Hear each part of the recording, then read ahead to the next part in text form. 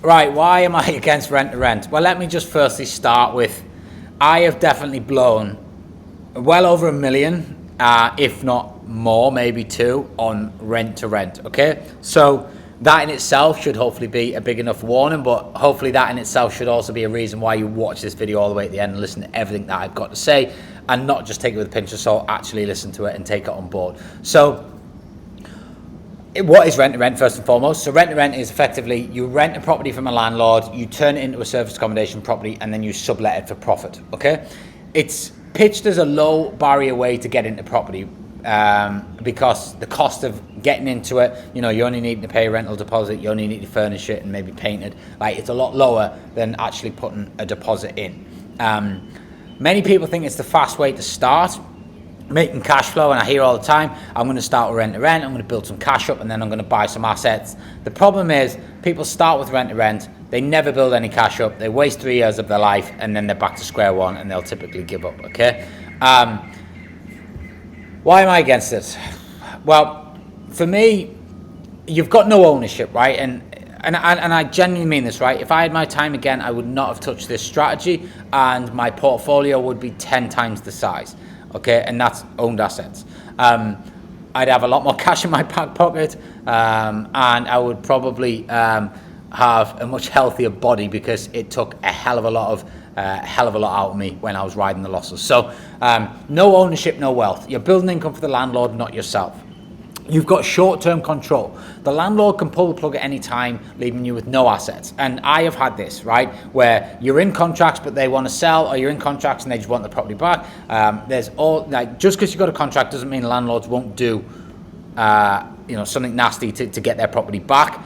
They will make it difficult. You also have, I see a lot of people investing in flats, and they're owned by a management company. The management company changes, and all of a sudden they ban Airbnb, and then all of a sudden they've got the landlord's not doing it to you, it's the management company, but he's got no option. You've got to get your furniture out, and it becomes a nightmare, right? Your profit margins are squeezed, like, big time. So rising rents, cleaning costs if you're running the tourism model, market changes can wipe your profits out. The margins are so thin with rent-to-rent that it, like, 1 or 2 bad months, game over for the year. You're losing money on that property, but you've still got to run it because you're in your contract, okay?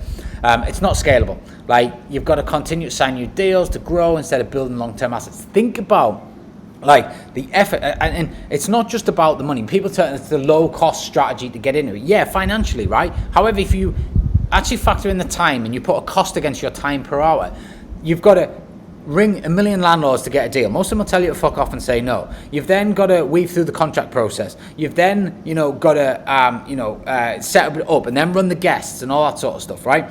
With the ContractorBnB model and buying assets, you basically go on a website, you book a viewing with an estate agent, you go view it, you make an offer.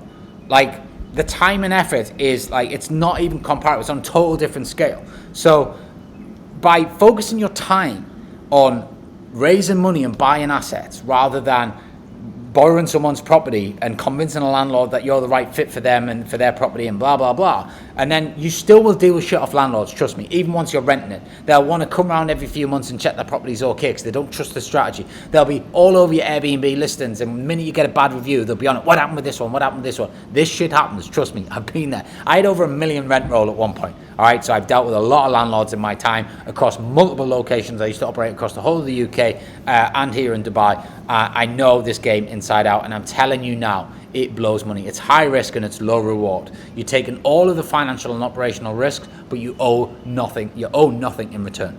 All right. So for me, you build long-term wealth with ownership.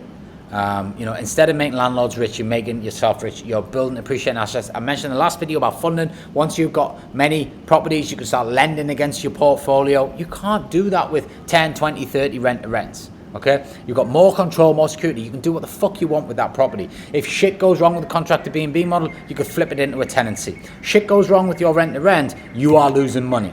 Big time. I've done it. I've been there. I've got the t-shirt. It wasn't nice. Okay, the profitability is higher. So you need less properties, and I'm a big fan of quality over quantity now.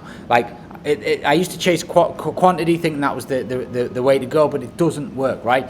I'd rather have 10 ContractorBnBs than 70 rent-to-rents because I'll make more money, all right? And I'll have less to do.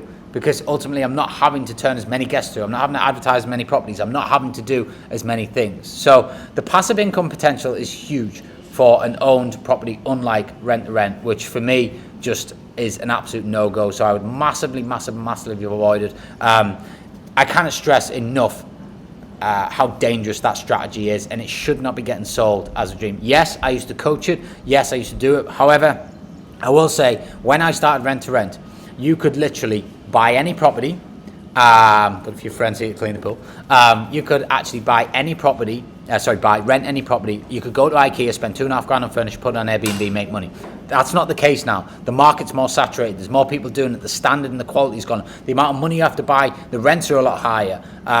Bills are also a lot cheaper, like utility bills, things like that. Taxes are a lot cheaper. So there's so much against the model now to when I was coaching it back then. So you may see some of my videos where I'm coaching it, and for me, it's ignore them, because that worked in a time. And that time hasn't now, for me, worked, I think, for the last 3 to 4 years. And I have the conversations daily in my DMs from people who've been running this strategy for the last few years. I still have a few rent-to-rent properties left that I'm slowly getting out of the contracts.